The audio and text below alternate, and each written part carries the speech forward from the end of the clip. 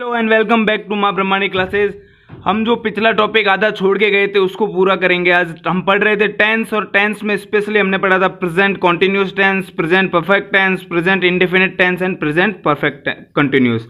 आज हम लोग देखने जा रहे हैं पास्ट टेंस के बारे में। सारे पास्ट टेंस आज हम एक साथ पढ़ेंगे, तो लीजिए देरी किस बात की। सबसे पहले आता है हमारा पास्ट इंडेफिनिट टेंस। तो हमको सिर्फ चीज़ यही याद रखनी है कि हम लोग प्रेजेंट टेंस में इज एम आर यूज़ करते थे, और यहाँ पे हमको यूज़ करना है वॉज या फिर वर। ठीक है। पास्ट इंडेफिनिट में पास्ट बात क्या, हम लोग कॉन्सेप्ट से पढ़ रहे थे। कॉन्सेप्ट क्या था हमारा? Time and work. टाइम, अब कौन से टाइम की बात हो रही है? पास्ट यानी भूतकाल की बात हो रही है। और वर्क क्या कर रहे हैं हम लोग? अनिश्चित वर्क है, यहाँ पर इनडेफिनेट वर्क है। तो बात यही है, भूतकाल में ऐसा कार्य किया गया जो अनिश्चित है, उसके बारे में हम लोग देखने वाले हैं। तो सबसे पहले आइए अफर्मेटिव सेंटेंसेस की तरफ। कुछ ज़्यादा फर्क नहीं है, फर्क सिर्फ ये है कि पास्ट इंडेफिनिट में वर्ब जो है वो सेकंड फॉर्म यूज होती है। ठीक है। लेकिन अफर्मेटिव में हम लोग हेल्पिंग वर्ब नहीं यूज करते हैं। हिंदी में अगर पता करना है तो जिस वाक्य के अंत में आ, ई, ते, थे, ए, था, इन सब का साउंड आता है वो हमारा पास्ट इंडेफिनिट टेंस है। शुरुआत करते हैं अफर्मेटिव से। फॉर्मूला बहुत सिंपल है, सब्जेक्ट प्लस वर्ब की सेकंड फॉर्म प्लस ऑब्जेक्ट। अब देखो इनमें सिमिलरिटीज क्या है। हम लोग ने ये ऊपर जो मेरा फॉर्मूला लिखा हुआ है ये था प्रेजेंट इंडेफिनिट का। तो प्रेजेंट इंडेफिनिट में क्या था? सब्जेक्ट था, इधर भी है। मेन वर्ब थी, मेन वर्ब की इधर भी है, लेकिन इधर मेन वर्ब की सेकंड फॉर्म है, और एस और एस का कोई लेना देना नहीं है। So subject plus main verb की सेकंड फॉर्म एंड ऑब्जेक्ट। अगर हम सेंटेंस बनाने की बात करें तो सिंपल सा सेंटेंस लिखा है सुशील आया। तो सुशील सब्जेक्ट है, तो सुशील को हमने इंग्लिश में ऐसे लिख दिया, सुशील आया। अब सेकंड फॉर्म की बात हो रही है, आए को बोलते हैं केम। सो सिंपल हो गया, सुशील केम। ये तो था थोड़ा सिंपल सेंटेंस। थोड़ा सा आगे बढ़ते हैं, और अब है हम नरेंद्र मोदी से मिले। ठीक है। तो हम मतलब सब्जेक्ट में वी, वर्ब की सेकंड फॉर्म कौन सी होगी? मीट, मैट, या फिर बताइए। बिल्कुल, we met Narendra Modi. Okay, ये हो गया हमारा पास्ट इंडेफिनिट टेंस में अफर्मेटिव सेंटेंसेस। अभी अफर्मेटिव के बाद की बात करें तो सारे सेंटेंस उसके जैसे ही है, जैसे कि प्रेजेंट इंडेफिनिट में हम लोग बात करते थे वो का वो है subject, do, does, not, am, verb के फर्स्ट फॉर्म एंड ऑब्जेक्ट। लेकिन यहाँ पे क्या आ जाता है हमारा? डू, डज की जगह पे आता है डिड। ये भी हमने देखा था, इधर मैंने लिखा भी हुआ है साइड में कि पास्ट टेंस में डिड, वॉज, वर या फिर हैड यूज होता है। तो यहाँ पर जितने भी सेंटेंसेस बनेंगे इनडेफिनेट टेंस में, तो इनडेफिनेट में हम लोग हमेशा डिड यूज करेंगे। ओके। सो सेकंड है नेगेटिव, हमारा कुछ नहीं बदलेगा। बदलना क्या है? हमको सिर्फ नॉट लगाना है। तो subject plus did plus not plus verb की फर्स्ट फॉर्म प्लस ऑब्जेक्ट। मैंने झूठ नहीं बोला, तो सब्जेक्ट में कौन हूं? मैं सब्जेक्ट हो गया, तो मैंने लिख दिया आई। फिर आ गया तुम्हारा डिड, हेल्पिंग वर्ब में डिड आ गया। फिर क्या है? नॉट, आई डिड नॉट, झूठ नहीं बोला। बोलने को बोलते लाई, बोलने को बोलते टेल, एंड झूठ को बोलते lie. So I did not tell lie. Simple था, बिल्कुल। आगे बढ़ते हैं। सर ने मुझे नहीं पढ़ाया। बहुत गलत बात है, सर ने क्यों नहीं पढ़ाया, लेकिन फिर भी इसकी इंग्लिश करेंगे। तो यहाँ पर सब्जेक्ट हमारा क्या है? सर हमारे हो गए सब्जेक्ट। ठीक है। फिर आ गया डिड, वैसा का वैसा वहां से उतार के लिख लो डिड। सर ने मुझे नहीं पढ़ाया, तो डिड के बाद आ गया नॉट, एंड वर्ब की फर्स्ट फॉर्म लिखनी है हमको। यहाँ पर पढ़ाने का फर्स्ट फॉर्म क्या है? Teach. So sir did not teach, किसको नहीं पढ़ाया? मेरे को। Sir did not teach me. बिल्कुल वैसा का वैसा ही था जैसा पास्ट प्रेजेंट टेंस में था।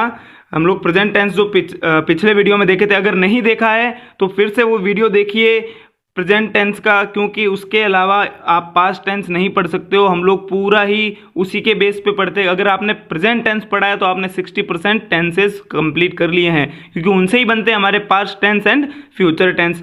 नेक्स्ट बढ़ते हैं इंटरोगेटिव सेंटेंस में। इंटरोगेटिव में क्या बोला था? हेल्पिंग वर्ब आ जाएगी आगे, तो इधर आगे हेल्पिंग वर्ब आपके did plus subject plus verb की फर्स्ट फॉर्म प्लस ऑब्जेक्ट। तो देरी किस बात की, तुरंत सेंटेंस बनाइए। क्या तुमने होमवर्क किया?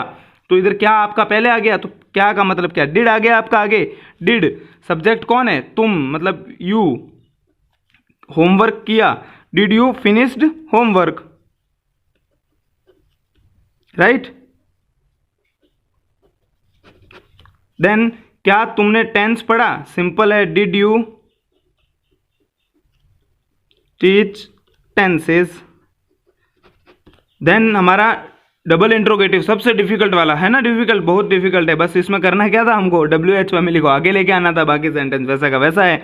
तुमने होमवर्क क्यों किया? क्यों किया? तो वाई तुम्हारा आगे लग किया। Why did you finished your homework. बस वही बात है, WH फैमिली को आगे ले आओगे और क्वेश्चन मार्क पीछे लगा लो तो आपका डबल इंट्रोगेटिव हो जाएगा। अभी इसके बाद हम लोग देखने वाले हैं पास्ट कॉन्टिन्यूस टेंस। इसमें क्या डिफरेंस होता है? कुछ डिफरेंस नहीं है, वैसा का वैसा मैंने साइड में प्रेजेंट टेंस का भी लिखा हुआ है और पास्ट टेंस का भी लिखा हुआ है। पास्ट टेंस में जहां प्रेजेंट टेंस में जहां पर इजेमार यूज हो रहा था, वहीं पे हमको यूज क्या करना है? इजेमार की जगह पर मैंने लिखा भी हुआ है वॉजवर। बाकी आप पूरा जाके देख लीजिए प्रेजेंट टेंस का वीडियो, बिल्कुल वो की वो चीज मिलेगी। सब्जेक्ट इजेमार, वर्ब कंटिन्यूस टेंस मतलब दिल की धड़कन, धड़कन क्या थी हमारी? ING, धड़कन थी। तो सब्जेक्ट प्लस वॉजवर, इजेमार की जगह वॉजवर आ जाएगा, देन वर्ब की फर्स्ट फॉर्म के साथ में ING, देन ऑब्जेक्ट। एक एग्जांपल लेके देखते हैं, पिछला हमारा एग्जांपल था, लेकिन इसमें फर्क क्या रह जाएगा? जैसे प्रेजेंट टेंस में हम लोग बात करते थे राज BSTC की तैयारी कर रहा है, तो है की जगह क्या आ जाएगा? राज BSTC की तैयारी कर रहा था, क्योंकि हम भूतकाल की बात कर रहे हैं। तो सिंपल इधर भी राज का तुम्हारा राज आ जाएगा। वॉज अकेला आदमी है तो वॉज, एक से ज्यादा है तो वर। ये लिख लेता हूं मैं, इधर सिंगुलर अगर आपका यूज होता है तो वॉज आएगा, और अगर प्लूरल यूज होता है तो वर आएगा। आई आपका एक्सेप्शन है, फिर से आई के साथ में वर यूज होता है, ठीक है। सो राज वॉज BSTC की प्रिपेयर कर रहा था वो, सो राज वॉज प्रिपेयरिंग फॉर BSTC। कुछ फर्क नहीं है, जहां पर सेंटेंस में इज MR था वहां पर हर जगह वॉज या फिर वर, वॉज या फिर वर, वॉज या फिर वर। फिर से बता रहा हूं, वॉज एंड वर का कंसेप्ट क्लियर है तो आपका पास्ट कंटिन्यूस टेंस पूरा फिनिश है। फॉर्मूला का वो है, नेगेटिव में भी subject plus was were plus not plus verb की फर्स्ट फॉर्म प्लस ऑब्जेक्ट। अभी इसका जो दूसरा सेंटेंस था हमने उसमें लिया था सर मुझे नहीं पढ़ा रहे हैं, तो इसका क्या हो जाएगा? भूतकाल, सर मुझे नहीं पढ़ा रहे थे हो गया, तो उसका इंग्लिश वही लिख दो, सर वॉज, इजेमार की जगह क्या था? वॉज नॉट टीचिंग मी, खत्म बात। देन हम लोग आते हैं इंट्रोगेटिव पे। तो इंट्रोगेटिव में हमने क्या देखा था? इंट्रोगेटिव में जैसे कि क्या तुम खाना खा रहे हो, तो इसका सिंपल क्या हो जाएगा? क्या तुम खाना खा रहे थे। अगर तुमको लिखना है क्या तुम खाना खा रहे थे, तो इसका तुम्हारे को कैसे बदलोगे? खाना खा रहे थे, क्योंकि हमने देखा था प्रेजेंट टेंस में क्या तुम खाना खा रहे हो। सो खाना खा रहे थे क्या होता था? आर यू ईटिंग फूड, तो इसमें क्या हो जाएगा? आर की जगह क्या आएगा? वॉज या फिर वर, तो वर यू ईटिंग फूड, खत्म बात, वर यू ईटिंग फूड। और अब सबसे most difficult tense double interrogative. So double interrogative में क्या होता है? डबल इंट्रोगेटिव में ऑब्वियसली हमारा WH फैमिली आगे आ जाएगा, बाकी वो का वो है। क्या तुम खाना खा रहे थे, तो तुम खाना क्यों खा रहे थे ये पूछा जाएगा, तो क्यों की जगह वाई लग जाएगा, फिर वो का वो आपका पीछे why were you eating food, खत्म बात। ये हमारा था past continuous tense. Past continuous के बाद में हम लोग क्या पढ़ते हैं? पास्ट कंटिन्यूस के बाद में हम लोग तुरंत पढ़ेंगे पास्ट परफेक्ट टेंस।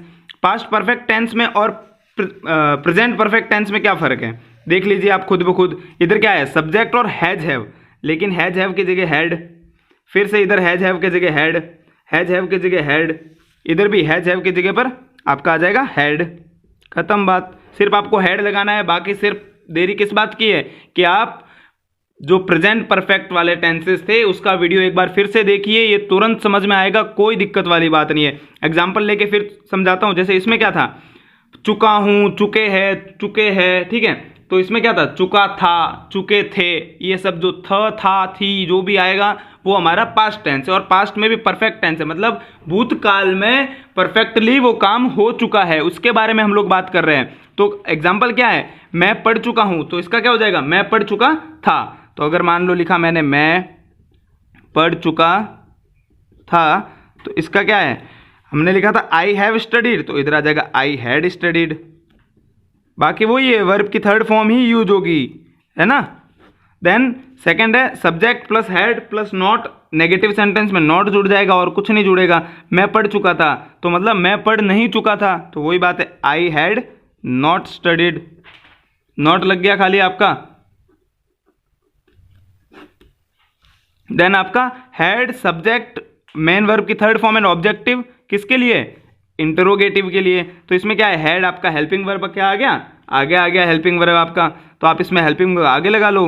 जैसे कि हमने देखा क्या था प्रेजेंट टेंस में, क्या इंडिया मैच जीत चुकी है, तो इसका क्या है? क्या इंडिया मैच जीत चुकी थी।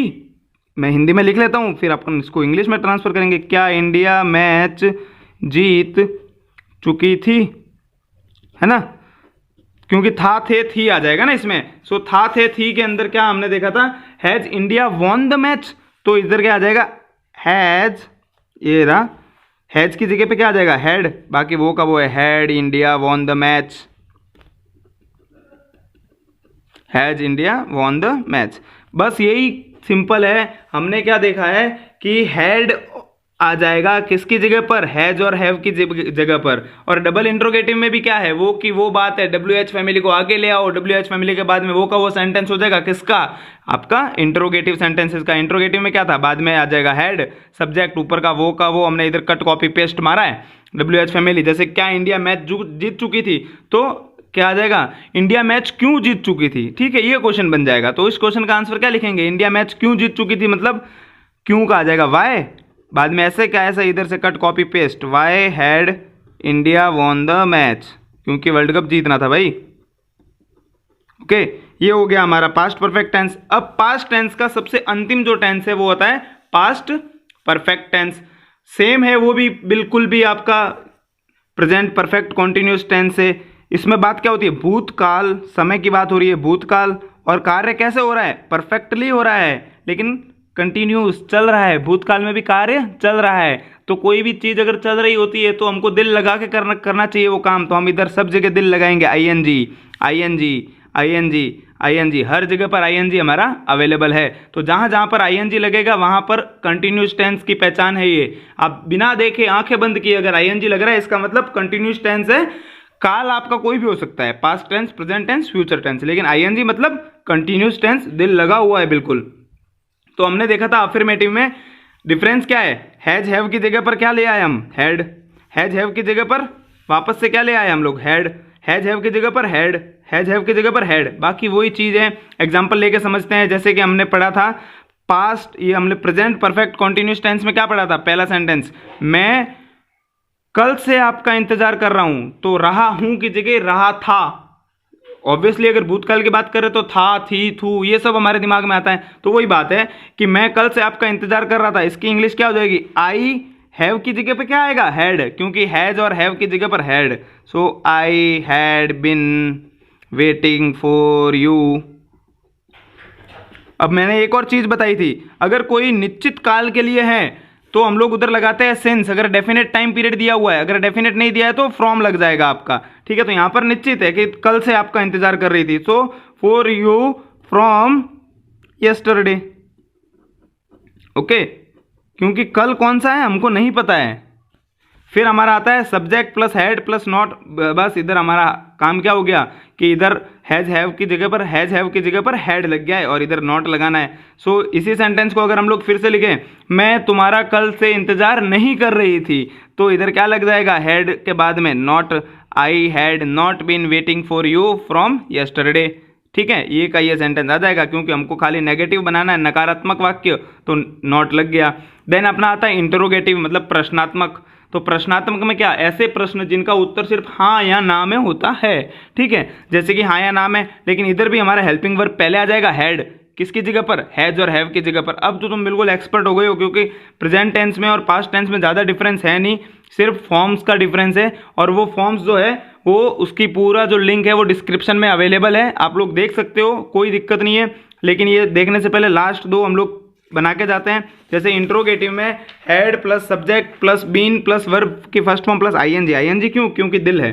तो अब क्या था, क्या तुम 5 साल से यहां रह रहे थे, ये अगर हमारा सेंटेंस है, क्या तुम 5 साल से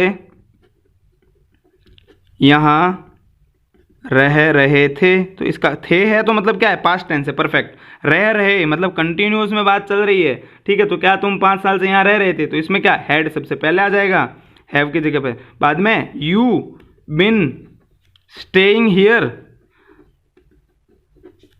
सिंस आ जाएगा। सिंस क्यों आएगा भाई, सिंस इसलिए आएगा क्योंकि निश्चित काल की बात हो रही है, 5 साल बता दिया है निश्चित काल की, तो सिंस 5 ईयर्स।